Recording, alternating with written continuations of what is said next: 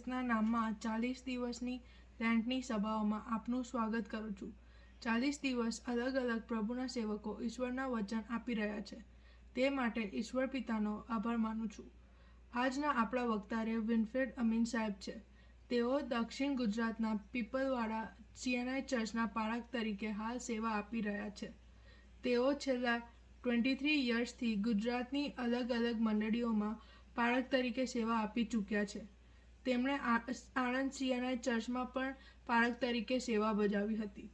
તેઓ ઈશ્વરના વચનો ખૂબ સરસ અને અસરકારક રીતે ઈશ્વરની દોરવણી દ્વારા પ્રાર્થના સહિત આપે છે અને આવનારા 8 દિવસ સુધી તેઓ આપણને ઈશ્વરના વચનો માટે દોરી જનાર છે, માટે તેમનો આભાર માનું છું। તેમના કુટુંબમાં તેમના પત્ની એગ્નેસ અને 2 દીકરીઓ પ્રતિમા અને સ્ટેફી છે, જેમણે BSc નર્સિંગમાં અભ્યાસ કર્યો છે। ઈશ્વર તેમને ખૂબ આશીર્વાદ આપે। ફરીને એકવાર ઈશ્વરના સેવક રેવ વિનફ્રેડ અમીન સાહેબ માટે ઈશ્વર પિતાનો આભાર માનું છું અને આપ સર્વ આ સંદેશ દ્વારા ઈશ્વરનો આશીર્વાદ પ્રાપ્ત કરવા માટે નિયમિત ચેનલ જોજો અને તેને સબસ્ક્રાઇબ કરવા વિનંતી। નવા દિવસની ભેટને માટે પ્રભુનો આભાર આપણે માનીએ છીએ। આજના દિવસે આપણે યોહાનની લખેલી સુવાર્તા તેનો 5મો અધ્યાય 19 થી 30 કલમો ઉપર અભ્યાસ કરવા માંગીએ છીએ। આ જે બાઇબલનો ભાગ છે એ બીજા અત્યાર સુધીના ભાગ કરતા થોડોક અલગ છે, કારણ કે આ શાસ્ત્ર ભાગ કે જેમાં બાઇબલનું એક સૈદ્ધાંતિક શિક્ષણ રહેલું છે। સૈદ્ધાંતિક શિક્ષણ એટલે આપણા વિશ્વાસનો મૂળ પાયો, જેના ઉપર આપણો વિશ્વાસ નભેલો છે, જેના ઉપર આપણો વિશ્વાસ એ ઉપર ચઢે છે। એટલે આપણે કઈ બાબતમાં વિશ્વાસ કરીએ છીએ અને શા માટે વિશ્વાસ કરીએ છીએ, એ મૂળ શિક્ષણ એટલે કે સૈદ્ધાંતિક શિક્ષણ। યોહાનની સુવાર્તા તેનો 5મો અધ્યાય 19 થી 30 જે કલમો છે એમાં ઈશ્વર પિતા અને ઈશ્વર પુત્ર, જૂના કરારમાં યહોવા દેવ અને નવા કરારમાં પ્રભુ ઈસુ ખ્રિસ્ત, તેઓની બંનેની ઓળખાણ આપવામાં આવી છે અને તેઓનો એકબીજા સાથેનો જે સંબંધ છે અને તેઓ સાથે રહીને મારા અને તમારા માટે જે કાર્ય કરે છે તેની સમજણ અહીંયા આપવામાં આવી છે। આપણે બાઇબલને વાંચતા જઈશું અને સમજતા જઈશું। 19મી કલમ યોહાન 5 અને 19, ત્યારે ઈસુએ તેઓને ઉત્તર આપ્યો કે હું તમને ખચિત ખચિત કહું છું કે દીકરો બાપને જે કંઈ કરતો જુએ છે તે સિવાય પોતે કંઈ કરતો નથી કરી શકતો, કેમ કે તે જે કરે છે તે દીકરો પણ કરે છે। હવે તમે જુઓ, 3 વખત ખચિત ખચિત એ શબ્દ વાપરવામાં આવ્યો છે। 19મી કલમમાં, ત્યારબાદ 24મી કલમમાં અને ત્યાર પછી 25મી કલમમાં। અને ઈશ્વરનું જે વચન છે એ ઈશ્વર પિતા અને ઈશ્વર પુત્ર એમના કાર્ય, એમના એકબીજા સાથેના સંબંધ વિશે બહુ જ ખાતરીપૂર્વક, બહુ જ સ્પષ્ટતા સાથે વાત કરે છે। અહીં 19મી કલમમાં જે વાત છે તે એ છે કે ઈશ્વર પિતા અને ઈશ્વર પુત્ર એ એકબીજા સાથે કામ કરી રહ્યા છે। ઈસુ ખ્રિસ્ત કહે છે કે બાપ જે કંઈ કરે છે એ જ હું કરું છું, એટલે એનાથી અલગ હું કંઈ કરતો નથી। એનો મતલબ એ છે કે બાપ અને દીકરામાં કાર્યની એક સૂત્રતા છે। તેઓ અલગ અલગ દિશામાં કામ કરતા નથી। ઈશ્વર પિતા અને ઈશ્વર પુત્રના ઈરાદાઓ એક છે, તેઓનો કાર્ય એક છે, તેઓનો હેતુ એક છે, અને માટે પ્રભુ ઈસુ ખ્રિસ્ત કહે છે કે અમે એક સાથે કામ કરીએ છીએ. 20મી કલમ તમે જુઓ, ત્યાં લખ્યું છે કેમ કે બાપ દીકરા પર પ્રેમ કરે છે અને પોતે જે કંઈ કરે છે તે બધું તે તેને દેખાડે છે. શા માટે હોવું છે? એનો જવાબ છે કે બાપ દીકરા પર પ્રેમ કરે છે. તેઓમાં એવો અણબનાવ નથી કે બાપ જે કરે છે એ દીકરાને ખબર ના પડે, પણ તે કહે છે કે પ્રેમ કરે છે અને માટે પોતે જે કરે છે એ દીકરાને દેખાડે છે, દીકરાને ખબર પડે છે. અને લખ્યું છે અને તે તેને તે કરતા મોટા કામ દેખાડશે, તે માટે તમે આશ્ચર્ય પામશો ના. એનો અર્થ કે ઈસુએ આ 38 વર્ષથી માંદી વ્યક્તિને જે સાજાપણું કર્યું એનાથી પણ કંઈક વિશેષ મોટા કામ ઈસુ કરીને દેખાડી શકે છે. કારણ કે આપણને ખબર છે કે લાજરસને મરી ગયેલામાંથી સાચો કર્યો. અને માટે આ ઈશ્વર પિતા અને પુત્ર તેઓના સેવા કાર્ય એકબીજા સાથેના સંબંધની વાત આ ભાગમાં દર્શાવવામાં આવી છે. 21મી કલમ તમે જુઓ, ત્યાં શું લખ્યું છે? કેમ કે જેમ બાપ મુએલાઓને ઉઠાડીને તેને સજીવન કરે છે, તેમજ દીકરો પણ ચાહે તેને સજીવન કરે છે. તમે જુઓ, બાઇબલ એવું કહે છે બાપ સજીવન કરી શકે છે અને દીકરો પણ સજીવન કરી શકે છે. ત્યાં લખવામાં આવ્યું છે ચાહે તેને. એનો અર્થ કે તેઓ બંને સેવા કરવાના માટે સ્વતંત્ર છે. દીકરાએ બાપ પાસેથી મંજૂરી લેવી પડતી નથી. મંજૂરી મળે તો હું કોઈકને માટે સજીવનનું કામ કરી શકું, પણ તે બંને એક સરખું કામ કરી શકે છે અને બંને સ્વતંત્ર પણ છે અને બંને એક જ દિશામાં કામ કરે છે. મુએલાને સજીવન કરવાના માટે તેઓની પાસે સ્વતંત્ર અધિકાર છે અને તેઓ સજીવન કરી શકે છે. હવે 22મી કલમમાં આ પ્રમાણે લખવામાં આવ્યું છે કેમ કે બાપ કોઈનો ન્યાય ચુકાદો કરતો નથી, પણ ન્યાય ચૂકવવાનું સઘળું કામ તેણે દીકરાને સોંપ્યું છે. હવે અહીં આપણને એવું દેખાય છે કે ન્યાય ચૂકવવાનું જે કામ છે એ બાપ કરતા નથી પણ દીકરો કરે છે. પણ આ જે કાર્ય છે એ દીકરાએ બાપ પાસેથી છીનવી લીધું નથી, પણ બાપે એને સ્વેચ્છાએ આપ્યું છે. પાછળથી આપણે જોઈશું, કારણ કે ત્યાં એવું લખવામાં આવ્યું છે કે હું જે ન્યાય ચૂકવું છું એમાં હું પિતાની મંજૂરી વગર કશું કરતો નથી. હજુ પણ તેઓ સાથે જ છે, કોઈ જગ્યાએ એવો વિરોધાભાસ નથી. અને માટે તેઓની જે કાર્યશૈલી છે, એકબીજા પ્રત્યેનો જે પ્રેમ છે, તેઓ સાથે મળીને માણસ જાતને માટે, મારા ને તમારા માટે જે કાર્ય કરે છે એ સિદ્ધાંત અહીંયા આપણી આગળ સ્પષ્ટ કરવામાં આવ્યો છે. અને માટે વલાઓ, ઈશ્વર પિતા અને ઈશ્વર પુત્ર તેઓ એક છે, તેઓ સાથે છે, તેઓ એક જ દિશામાં જઈ રહ્યા છે. 23મી કલમમાં આપણે જોવા માંગીએ છીએ, ત્યાં લખવામાં આવ્યું છે 22મી કલમમાં કે આ ન્યાય ચૂકવવાનું કામ દીકરાને સોંપવામાં આવ્યું છે કે જેથી કરીને દીકરાને પણ માન આપવામાં આવે. 23મી કલમમાં આ પ્રમાણે કે જેમ બધા બાપને માન આપે તેમ દીકરાને પણ માન આપે. તમે જુઓ, બાપે ન્યાય ચૂકવવાનું કામ દીકરાને એટલા માટે આપ્યું કારણ કે બાપ ઈચ્છે છે કે દીકરાને માન મળે. તમે જુઓ, કેટલી બધી વખત સાથે કામ કરતી વખતે, કોઈ ઓફિસમાં કામ કરતી વખતે, કે ઘણી બધી વખત મંડળીમાં કામ કરતી વખતે કોણ મોટો ને કોણ નાનો, હું કેટલો ચઢિયાતો અને બીજાને હું કેટલા ઉતરતા કરી શકું છું, આ લડાઈ કેટલી બધી વખત જોવા મળે છે.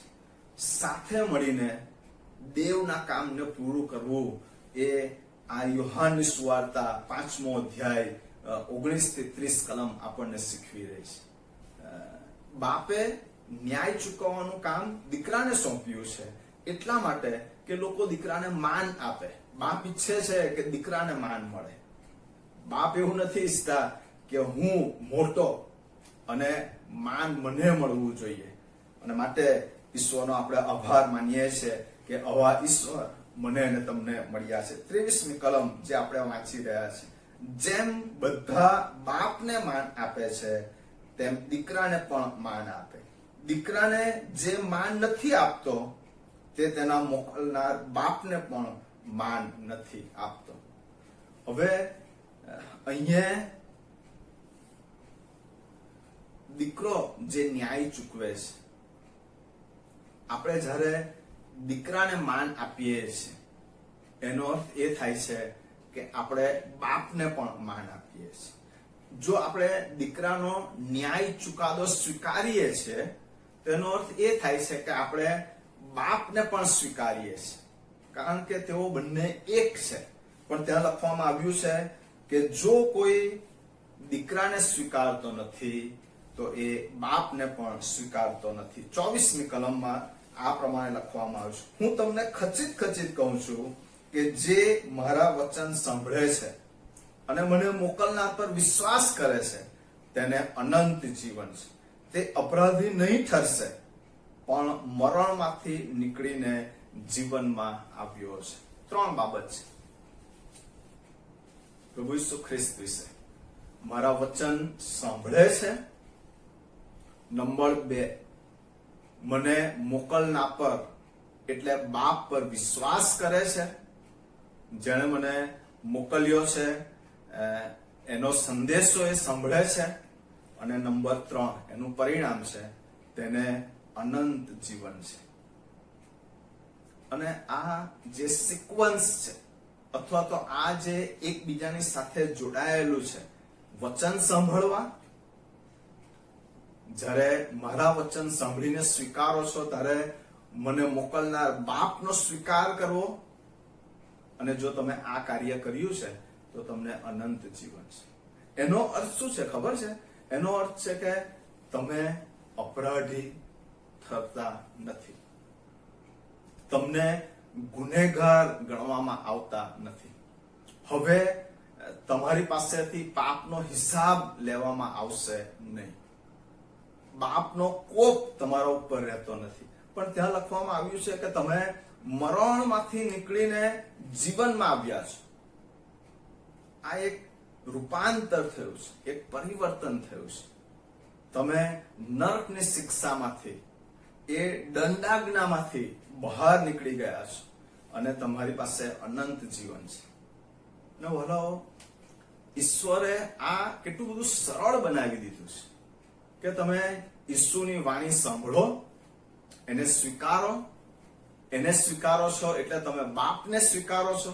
તમે બાપને પણ સ્વીકારો છો એટલે તમારા જીવનમાં જે કામ થાય છે તે એ છે કે તમને અનંત જીવન મળે છે. એનો મતલબ કે તમે મરણમાંથી નીકળીને જીવનમાં આવ્યા છો. અને ભલો, આ એક અદ્ભુત કાર્ય, અનંત કાળનો બચાવ, એ સ્વર્ગીય સ્થાનોમાં બેસવાનો અધિકાર, એ આ દીકરાને સ્વીકારવા દ્વારા, બાપને સ્વીકારવા દ્વારા, અનંત જીવન મેળવવા દ્વારા મને અને તમને મળે છે. અને માટે મારો પ્રશ્ન એ છે કે શું ખરેખર આ અનંત જીવન તમને મળ્યું છે? શું મરણમાંથી નીકળીને જીવનમાં આવવાનો એ આનંદ, એ અનુભવ તમારી પાસે છે? આગળ આપણે 25મી કલમથી જોઈ લઈએ.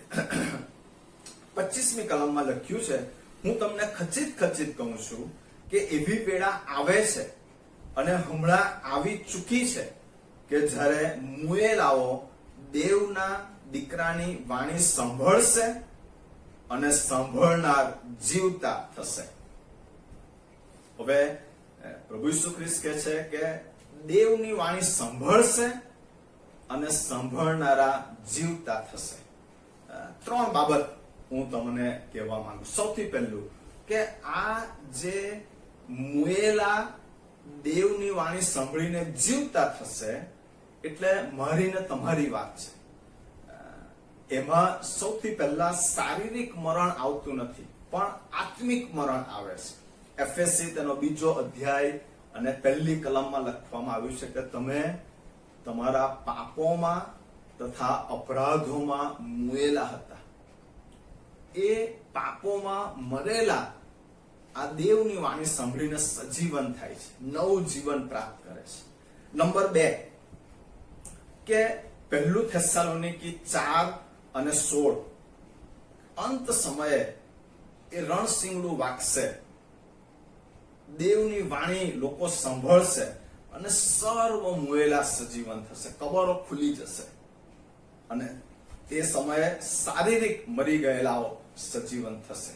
અને નંબર 3 મરેલા જીવતા થશે, એટલે ઈસુ ખ્રિસ્તના સમયમાં પણ અમુક શારીરિક રીતે મરી ગયેલા, દાખલા તરીકે લાજરસ, પણ ઈસુ બોલ્યો કે બહાર આવ, લાજરસ બહાર આવ.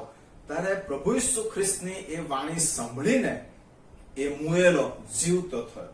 બધા મરેલા તે સમયે જીવતા થયા નથી. યાઈરની દીકરી એ મરી ગઈ હતી, જીવતી થઈ, અને માટે અમુક મરી ગયેલા જીવતા થયા.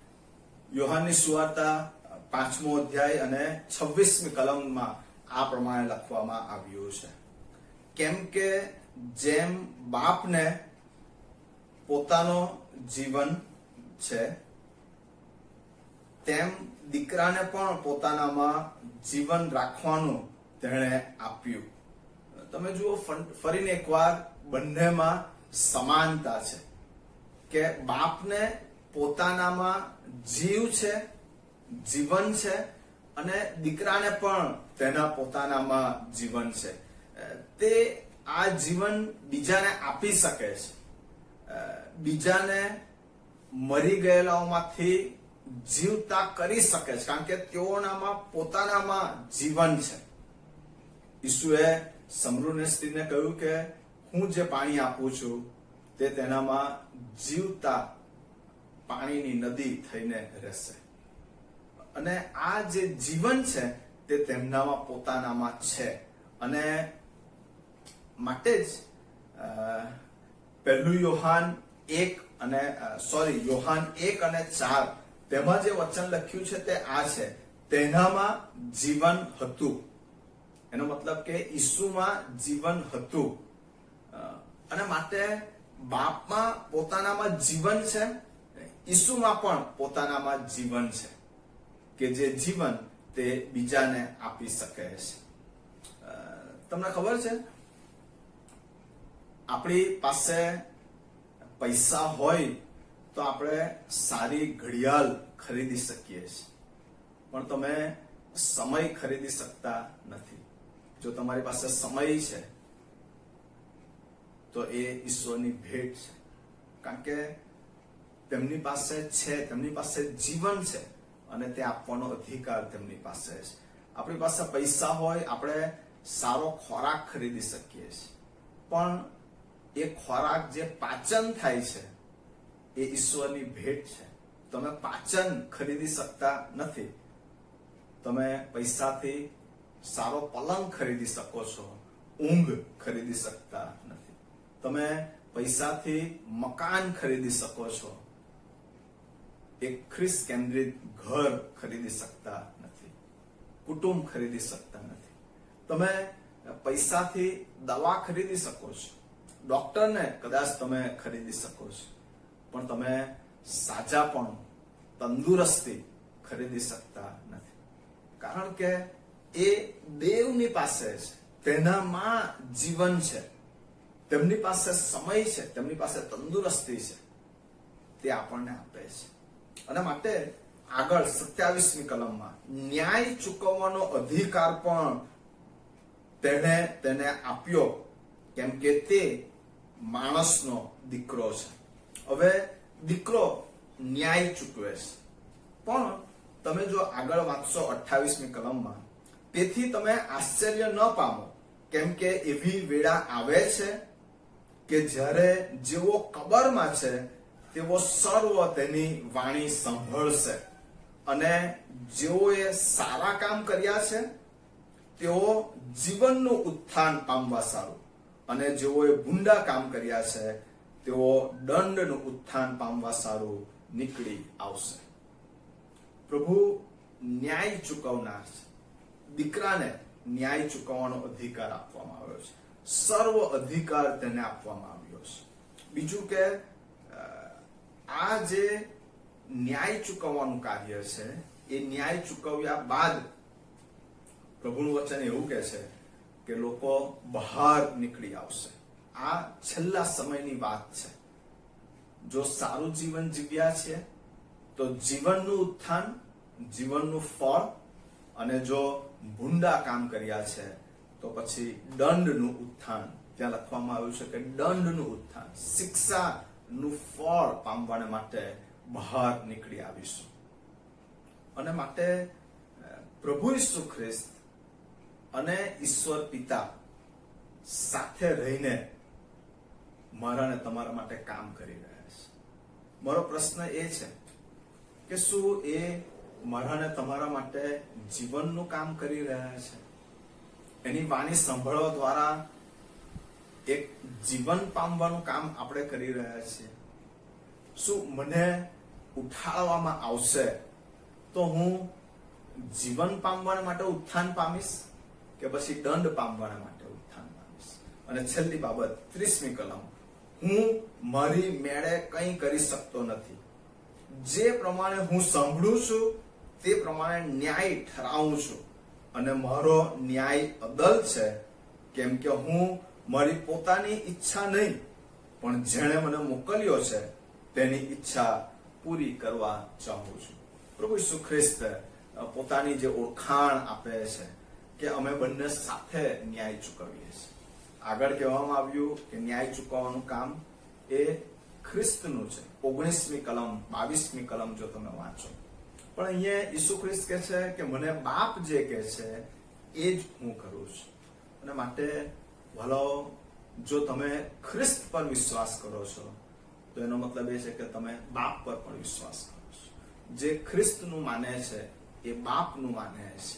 અને માટે મને અને તમને જે ઈશ્વર મળ્યા છે એ અભા ત્રિધન્ય ઈશ્વર છે કે જેણે અત્યારે પોતાના પવિત્ર આત્મા મારા અને તમારા જીવનમાં કામ કરવા મોકલી આપ્યો છે.